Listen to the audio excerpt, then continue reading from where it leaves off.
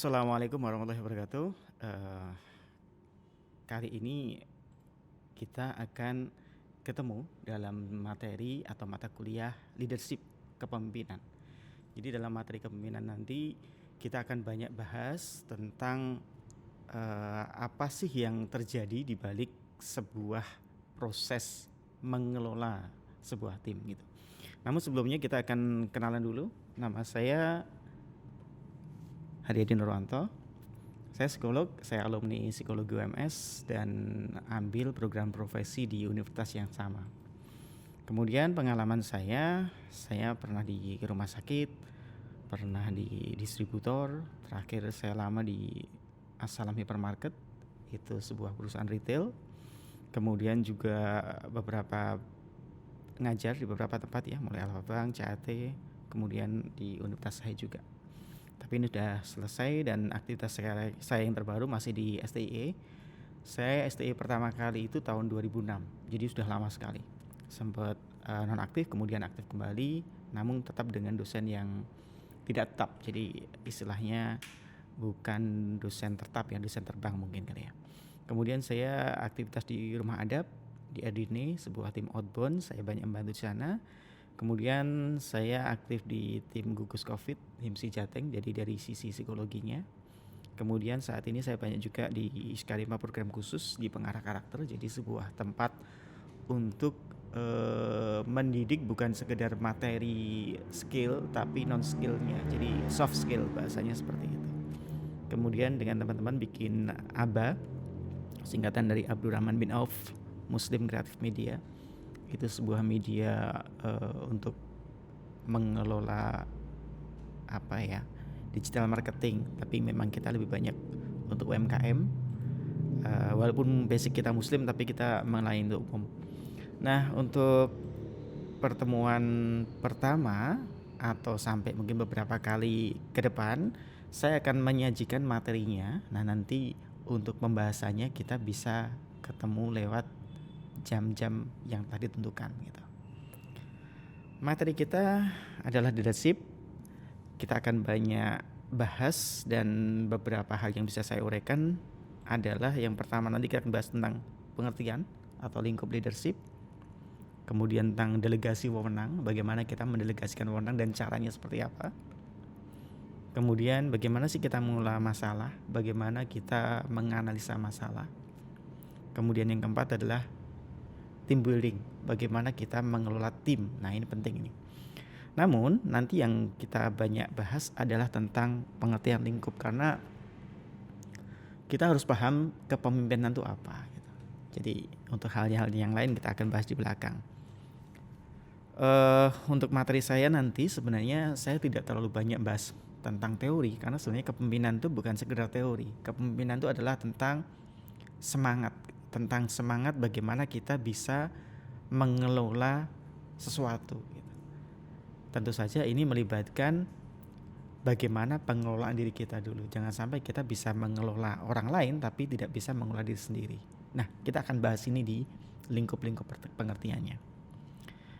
Case story kita akan bahas di pertemuan nanti aja ya. Ini nanti kita akan bahas. Kita langsung ke pemimpin, pimpinan, dan kepemimpinan. Saya pakai kacamata dulu. Oke, teman-teman, saya manggilnya teman-teman ya. Kita mungkin akan banyak ketemu dengan istilah-istilah seperti ini. Pemimpin, pimpinan, kepemimpinan, itu bedanya apa sih sebenarnya? Karena kalau sekilas kadang kita seringkali salah mengartikan gitu. Antara pemimpin dan pimpinan itu aja kadang ruwet gitu.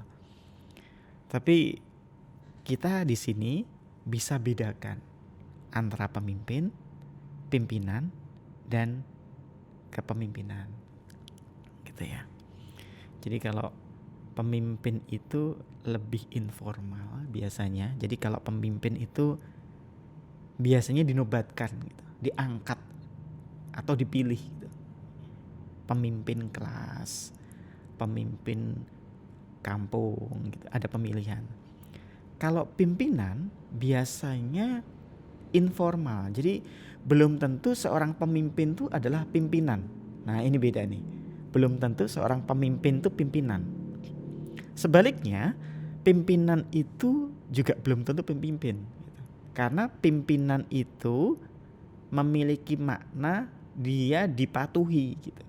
Kalau pemimpin belum tentu, bisa jadi pemimpin itu dipatuhi karena struktur jabatan. Ya. Nah, kalau pimpinan ini biasanya itu lebih informal. Jadi kadang dalam satu kelompok ada, katakanlah di kampung lah ya, ada RT, pemimpinnya RT. Tapi kadang pimpinannya bukan Pak RT, tapi sesepuh di sana gitu. Jadi ada perbedaan di sana. Nah, kalau kepemimpinan itu adalah kemampuan mentalnya gitu. Nah, ini yang membedakan. Jadi seorang pemimpin atau pimpinan harusnya memiliki jiwa kepemimpinan gitu. Ini bukan berarti saya mengartikan pemimpin itu buruk, bukan. Kalau pemimpin dia memiliki kepemimpinan yang bagus, dia bagus juga. Yang jadi masalah adalah pemimpin yang tidak memiliki kepemimpinan. Mungkin nanti bisa diulang ya, biar teman-teman lebih paham, karena agak bulat tadi ya, tapi insya Allah bisa dipahami lah. Nah, materi kita nanti akan bahas tentang kepemimpinan. Materi kita akan bahas tentang kepemimpinan. Jadi bagaimana seseorang atau kita itu harus mampu memiliki kemampuan soft skill ya, kemampuan mental untuk mengelola gitu, untuk mengelola. Tentu saja ini bukan berarti teman-teman mengatakan, Pak, tapi kan saya cuma mahasiswa, Pak, tapi kan saya cuma anak, Pak, di rumah saya cuma ini loh Pak, bukan ketua RT, saya cuma anggota Karang Taruna. Kepemimpinan itu harus dimiliki oleh semua orang. Saya ulang, kepemimpinan harus dimiliki oleh semua orang. Karena semua orang minimal itu memimpin dirinya sendiri. Jadi kalau kita menjadi seorang pemimpin, syarat pertamanya itu harus bisa memimpin dirinya sendiri. Kalau laki-laki, dia akan menjadi pemimpin bagi keluarganya. Kalau wanita, dia akan memimpin dari anak-anaknya, mengelola bagaimana tanda kutip sirkulasi keuangannya gitu. Jadi kita harus membahas ini, harus memahami ini, bukan sekedar teorinya kepemimpinan seperti ini saya akan hafalkan, ketika nanti saya ujian saya akan bisa mendapatkan nilai A. Bukan itu poinnya. Jadi saya sangat berharap poin di materi kepemimpinan itu bukan sekedar paham, hafal, kemudian tahu teorinya siapa, sehingga nanti kalau ujian bisa. Bukan itu. Saya tidak berharap itu. Walaupun itu menjadi standar kita ya, ada penilaian.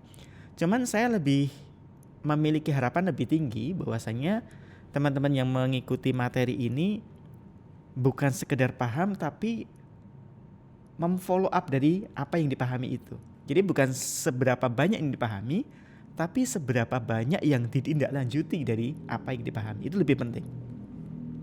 Jadi saya sangat mengapresiasi di STY ini ada materi ini, dan saya berharap materi ini bisa membekali para teman-teman mahasiswa untuk memiliki jiwa kepemimpinan, sehingga ketika nanti lulus gitu ya, itu benar-benar bisa menjadi sosok pemimpin walaupun bukan memiliki anak buah gitu.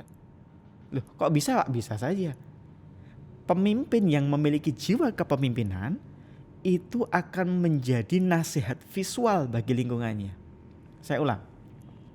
Pemimpin yang memiliki jiwa kepemimpinan itu akan menjadi nasihat visual bagi lingkungannya. Maksudnya gimana? Nasihat itu ada dua, nasihat lisan, nasihat yang non lisan atau contoh gitu ya. Nah, nasihat visual itu adalah contoh. Jadi kalau kita berperilaku, misalnya nih, kita sudah bekerja, kita on time datangnya, syukur-syukur sebelumnya, mengerjakan sesuatu dengan disiplin, dengan tertib, dengan bersih. Bagaimana kita berkoordinasi dengan atasan, kita bisa mengelola bawahan, tapi juga bisa bagaimana bersikap baik terhadap customer gitu. Kemanapun kita berada, orang-orang, nah itu loh, si A itu bagus tuh. Nah, kita menjadi nasihat visual. Kenapa? Kita memiliki jiwa kepemimpinan. Karena nanti dalam sikap dan perilaku pemimpin itu, atau memiliki jiwa kepemimpinan itu, dia mampu bersikap dengan karakter yang berbeda. Dia bisa mengelola bawahan, bisa mengelola atasan, bisa mengolah customer atau siapapun yang berhubungan dengan dia. Ini menariknya materi kita. Oke teman-teman, karena waktu juga kita akan cut dulu di slide yang terakhir tadi. Kita akhiri untuk podcast yang ini ya. Kita akan lanjut pada podcast berikutnya. Assalamualaikum warahmatullahi wabarakatuh.